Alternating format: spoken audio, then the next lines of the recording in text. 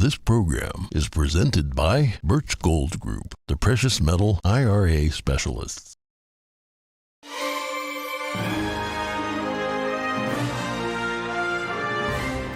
Good morning. In today's headlines, the U.S. Supreme Court pauses the expiration of Title 42. The border policy was set to end on Wednesday, and migrants are already lining up on the Mexican side of the border. The final hearing of the January 6 panel. Find out how former President Trump reacts as the committee formally asks the Justice Department to prosecute him. FTX founder Sam Bankman-Fried reportedly agrees to be extradited to the United States. Prosecutors are accusing him of one of the biggest financial frauds in U.S. history. Disgraced movie mogul Harvey Weinstein guilty again, this time in a trial in Los Angeles. A legal expert says he can expect to spend the rest of his life behind bars. And something lighter, a woman and her family forced to relocate for employment seized the chance to make her lifelong dream of owning a horse come true.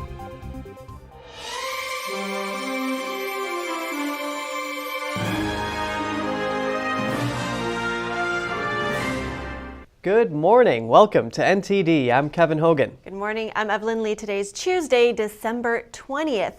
Title 42 is staying in place for now. The U.S. Supreme Court agreed yesterday to temporarily pause its expiration. This after 19 states filed an emergency application for a stay. NTD's Jeremy Sandberg has more on the development. Chief Justice John Roberts on Monday agreed to keep the border restrictions in place while a legal challenge moves forward. Arizona, Louisiana, Texas, and 16 other states filed an emergency application earlier in the day. They urged the Supreme Court to reverse a lower court's decision to strike down Title 42. Republican attorneys general say lifting the measure would burden their states with additional costs if more illegal immigrants enter. A federal judge ruled the policy unlawful last month. It was set to end on Wednesday. An appeals court denied the 19 states' request to keep the policy last week. The administrative stay puts the order on hold while justices consider the multi-state request. The COVID-era restrictions at the U.S.-Mexico border, known as Title 42, allows immigration officials to quickly expel illegal immigrants during a public health emergency and stops them from seeking asylum. Arizona Attorney General Mark Brnovich says getting rid of the policy will exacerbate the catastrophe at the southern border and put the lives of both migrants and Americans at risk. He estimates unlawful crossings to surge from 7,000 per day to as many as 18,000 when Title 42 ends. White House Press Secretary Karine Jean-Pierre said Monday that the White House is seeking over $3 billion from Congress to address the end of the Trump-era policy. I want to be very clear here. The fact is that the removal of Title 42 does not mean the border is open. She says the funding will go toward additional personnel, technology, holding facilities, and transportation at the U.S.-Mexico border. Those who do not have a legal basis to remain will be quickly removed. And so we will continue to fully enforce our immigration laws in a fair, orderly, and humane manner. But again, we need Congress to deliver on the funding that we're requesting from them. According to Customs and Border Protection data provided to the Epoch Times, from December 1st through December 19th, El Paso and Del Rio in Texas counted over 70,000 illegal immigrant apprehensions and close to 29,000 who evaded arrest. Jeremy Sandberg, NTD News. Chief Justice Roberts wants a response from the Biden administration by this evening. And in New York, more buses of illegal immigrants arrived at Port Authority yesterday. Over a dozen more are expected to arrive in the city over the next few days. The mayor's office has already warned the city council that the city's shelter system is at capacity. City officials are calling for federal help to address the influx. Over 31,000 illegal immigrants have gone through the city's intake center as of last week. More than 21,000 are currently in the city's shelters or emergency relief centers. The 18-month inquiry into January 6th comes to a close. The House January 6th committee held its final hearing and urged the Justice Department to prosecute former President Trump. NTD's Iris Tao brings us what it means and what the former president says in response. At its final hearing on Monday, the House January 6 panel voted to send criminal referrals to the Justice Department, urging it to prosecute President Trump. We understand the magnitude of the crime against democracy that we describe in our report, but we have gone where the facts and the law lead us, and inescapably, they lead us here. The committee is recommending 4 charges against Trump, including inciting an insurrection, obstructing an official proceeding, conspiracy to defraud the government, and conspiracy to make a false statement. It also sums up its past interviews, making one point about the former president. He is unfit for any office. The Justice Department already has a special counsel investigating Trump, but whether it sees any evidence to charge him with crimes is up to the department itself, as the panel's referral is just a recommendation with no legal weight. But the Justice Department declined to comment on today's recommendations, and the White House, without saying if it supports any referrals, said this today about President Biden. Is he's going to consistently speak out about this, about what happened on that day, and will continue to speak out about defending our democracy against ongoing threats. Meanwhile, President Trump firing back at the committee's work, calling it a kangaroo court in recent postings, and on Sunday likened the investigation to what he called Russian hoax, which turned out to be the con of the century. After holding its 10th hearing today, the committee is finally wrapping up its work after 18 months. It'll release a final report on Wednesday, and the committee will be disbanded after Republicans take over the House in just 2 weeks. Reporting from the White House, Iris Tao, NTD News.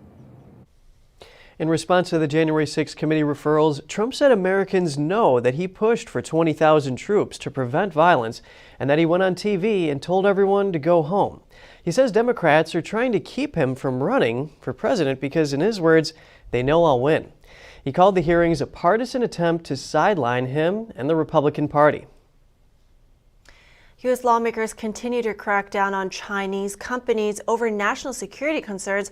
A proposal to ban TikTok from federal government devices was added to a key spending bill early today. The bill is expected to be voted on this week. It will give the White House 60 days to develop standards and guidelines for executive agencies requiring the removal of the Chinese app from federal devices. The proposal won the backing of House Speaker Nancy Pelosi and House GOP leader Kevin McCarthy last week.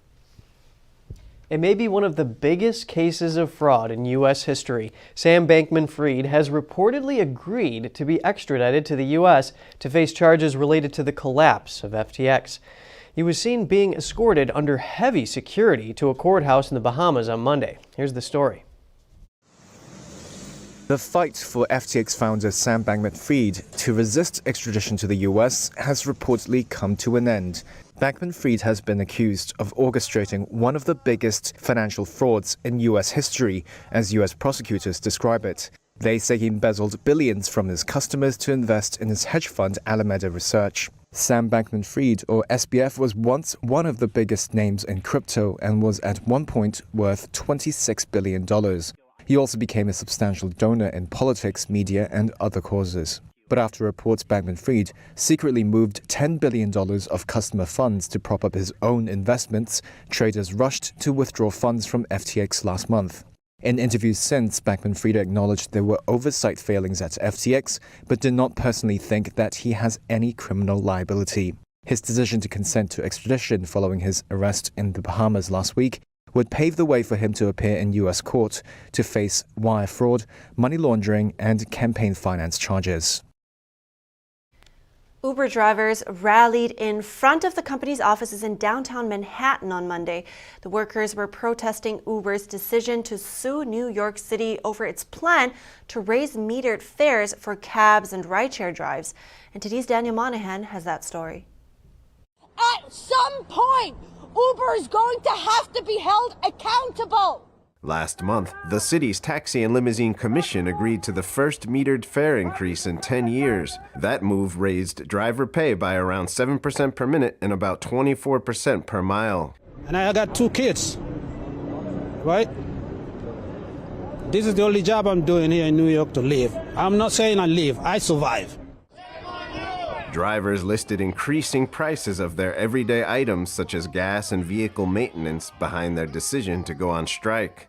We are here to fight back. We are here to win our race, and we will win our race. But Uber sued the city last week, saying the hikes would hurt the entire industry and the riders. So drivers are calling on riders to boycott the Uber app. And that's why we urge every New Yorker, watching, listening to us today to not take Uber today, to not cross the picket line as long as our drivers are on strike. Uber says rates should be calculated in a way that is transparent, consistent, and predictable. The company maintains that taxi and limousine commission rules provide for an annual review tied to the rate of inflation. According to the company, driver pay has gone up over 38% since 2019. Daniel Monahan, NTD News. Former movie producer Harvey Weinstein was found guilty of rape in a trial in Los Angeles yesterday. This is the second conviction for the one-time Hollywood power broker who became the face of the Me Too movement 5 years ago. Attorney Gloria Allred spoke at a press conference. Today, justice was won in the case of People versus Harvey Weinstein. In this criminal case, I represented Jane Doe 2. Number 2 is Lauren Young, who gives permission to use her name, and Natasha M., who was an 1101B witness, which is sometimes called a Me Too witness. I think this means that Harvey Weinstein has a life sentence in prison. He has to serve out his time in New York. He has a remainder of a 23-year sentence out there. And now he's looking at about an 18 to 24-year sentence here in California. The jury found Weinstein guilty of rape and other charges involving one woman, but acquitted him of charges relating to a second alleged victim. The jury could not reach a verdict on 2 allegations, including rape, by Jennifer Siebel Newsom, the wife of California Governor Gavin Newsom. Weinstein is already serving a 23-year prison sentence after being convicted of sexual misconduct in New York. The testimony in Los Angeles Superior Court lasted 5 weeks. Accusers, including Newsom, said Weinstein lured them to what they believed were business meetings. They said he promised help with securing an audition or a book deal and then arranged meetings where staff disappeared and left them alone with him. Weinstein had said all of his sexual encounters were consensual and had pleaded not guilty. And remember the Brooklyn preacher who made headlines in July because he was robbed while preaching? Gunmen robbed him of more than $1 million in jewelry. While that preacher was arrested yesterday, he's charged with plundering a parishioner's retirement savings and allegedly extorting a businessman. Lamar Miller Whitehead is known for his close friendship with New York City's mayor and for a previous stint behind bars.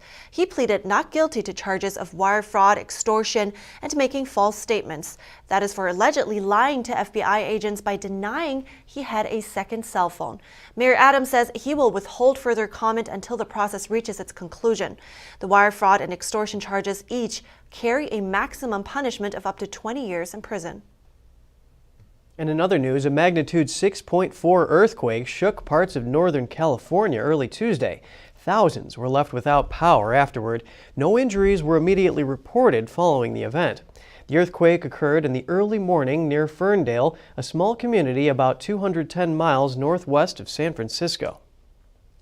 If you're hoping for a white Christmas, it might just exceed your expectations. It's expected to be a chilly week for most of the U.S. An Arctic blast is expected to deliver the coldest Christmas in nearly 40 years to the Midwest. Weather forecasters say more than 80% of the nation will experience temperatures below freezing, and that includes places as far south as Austin, Texas, and Orlando, Florida. Starting today, a winter storm will bring heavy snow and strong winds across the Rockies. It's predicted to grow stronger as it approaches the Midwest Thursday and lasts through Christmas weekend. The National Weather Service is warning of a possible blizzard in Chicago. The weather is likely to affect holiday travel, so the Weather Service is urging people to have alternate travel plans in place. And coming up, a shooting in Canada leaves 6 dead, including the suspect. We have more about the incident a local mayor calls horrifying. With Russia turning off the gas, high prices have driven record high inflation in Europe this year. After the break, the EU's latest push to address the energy crisis.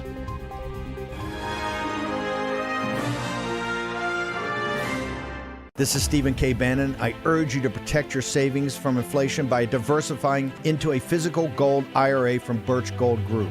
Simply text the word NTD to 989898 and you'll get a free info kit on gold IRAs explaining everything.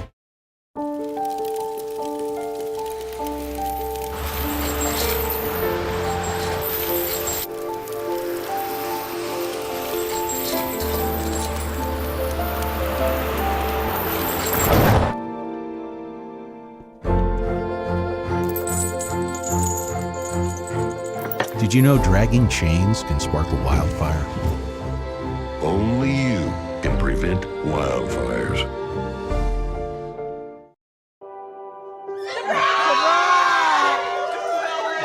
I see the future is really bright for me. The high school diploma is just added to the confidence, and now I feel unstoppable. Find free adult education classes near you at finishyourdiploma.org.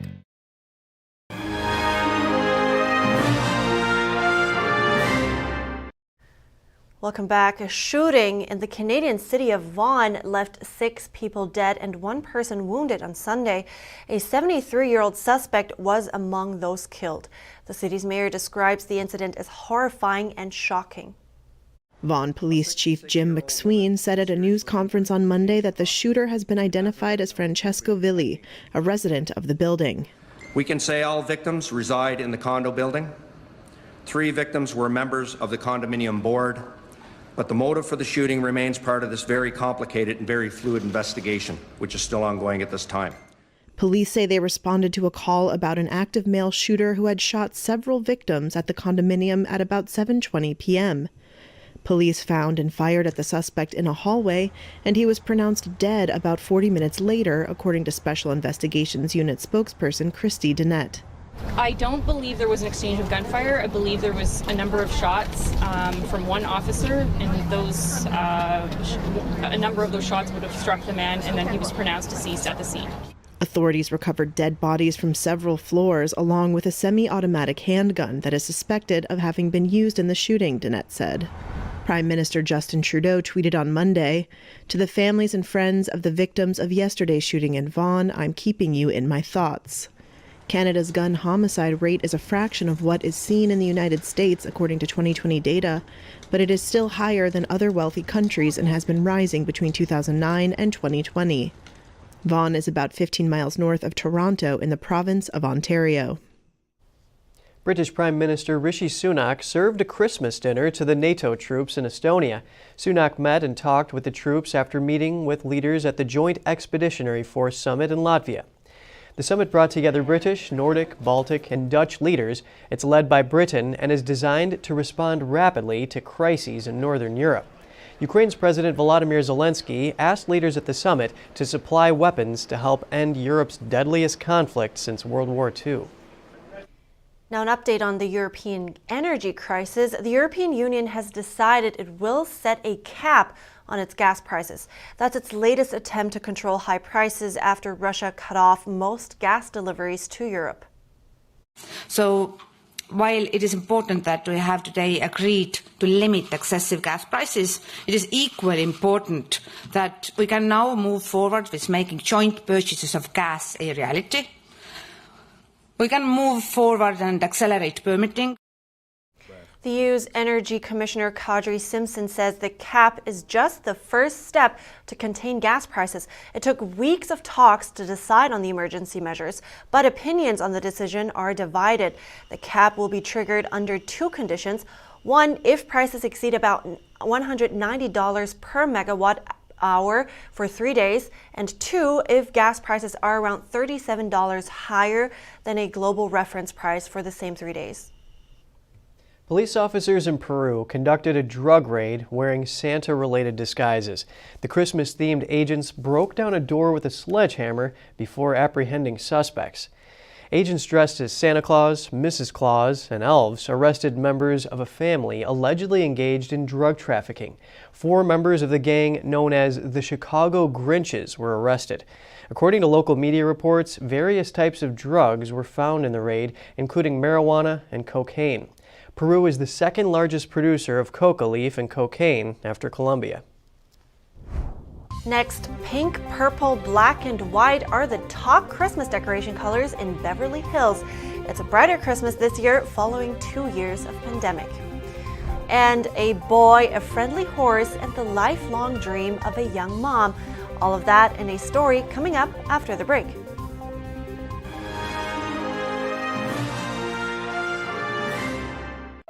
The Fixture Pioneer, CGM.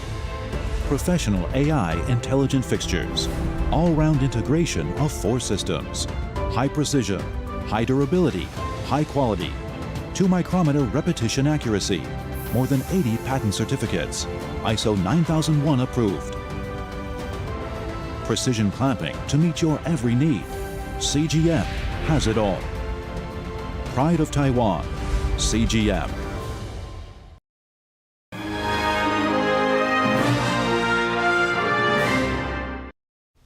Good to have you back with us. Pink, purple, black, and white are trending as top Christmas decoration colors in Beverly Hills. Despite global price hikes, people are shopping again after 2 years of pandemic restrictions. NTD's Andrew Thomas has more on this season's decor. It's a brighter Christmas this year. This year, we saw a definite increase in foot traffic over 2021. People are here for sure, and they're shopping and they're celebrating. I think consumer sentiment is such that, after COVID, people are looking to enjoy their life and to celebrate with their loved ones. At home goods store Aldic Home, it takes 5 months to prepare for the Christmas season. Traditional and vintage pieces are a focus this year. Third-generation owner Brian Gold says families have shopped here for generations. Gold says people are spending despite inflation. They're not complaining about the prices for the top-level holiday decor. Things like Christmas trees have gone up certainly than years before, but we carry the highest quality trees, and so people understand that those are going to carry a premium price tag. So we haven't seen much pullback on that. Decorations are also coming in pink and purple, gold and white, black and red, and also a trendy black and white. Styles range from vintage pieces to more natural, rustic-inspired looks. Snow trees have been very popular this year. It's a great way to accent a color by adding any sort of color to it. It really pops. And it's just kind of a fantasy Christmas look that people have really gravitated towards. Customers are enjoying the new styles, but some say, all in all, Christmas decor can be anything you want, as long as people get to celebrate with their loved ones. Andrew Thomas, NTD News. And big life changes are always filled with unknowns, but if one looks for the opportunities that lie concealed within, hidden treasures can be discovered. Colton's mom, Melina, had wanted a horse for over 20 years, what she called that lifetime horse, but was losing hope that her dream would come to fruition. But when her husband landed a new job in West Virginia and they moved there from Pennsylvania, she finally saw her chance. Having no friends or family nearby, she put her nursing career on hold and decided to stay at home with her son. With Maple, just the second horse she looked at, it was magic right from the start. Instantly, we just had a connection. A rainbow actually appeared in the sky once I got on her and started riding. Although Colton was just 1.5 when he met Maple, the bond they developed didn't take long to form. As soon as they saw each other, it was just in awe. And from that first ride, which was actually Colton's first word, it was evident that Maple had a motherly instinct herself. She was constantly looking back, making sure that Colton was safe and sound. While learning to ride Maple as his new focus, Colton really enjoys just spending time with his 4-legged friend. He loves going out and calling her up from the pasture, and she can be clear at the other end, and as soon as, he goes, May, come, she will come running, sometimes do a little dance, and meet him up at the fence every single time. But farm life isn't all fun. It's also hard work. But Melina says that the hard work is a great teacher. It really teaches our children, I think, responsibility and kind of like a job, it prepares them for the rest of their life. With a horse, that means feeding and watering, as well as brushing and cleaning out their stall. So I think it's a great teaching opportunity that not every child gets to experience. But Melina says Colton loves doing all that stuff with her. And caring for Maple is also an opportunity for mom and son to experience something together while learning hard work's lessons. Another life lesson that Maple has taught Colton is trust. I think they're helping each other build that trust and build some strengths in trying new things and experiencing new things and conquering some little fears that he has. Melina's heart now melts when she witnesses her son reveling in something she herself had wanted her whole life, a horse of her own. Wow, it's such a charming story. You know, animals can really bring the family together. Have you ever ridden a horse? I have, yeah. Really? Once or twice. Okay, yeah, I think I did European style once. Oh, really? Yeah, same here. Never Western, though. Mm-hmm. It's fun. It's fun. All right. We're ending the show here. If you have anything to share with us, write us at goodmorning@ntd.com. So shoot us an email if you'd like. Thanks for watching. I'm Evelyn Lee. And I'm Kevin Hogan.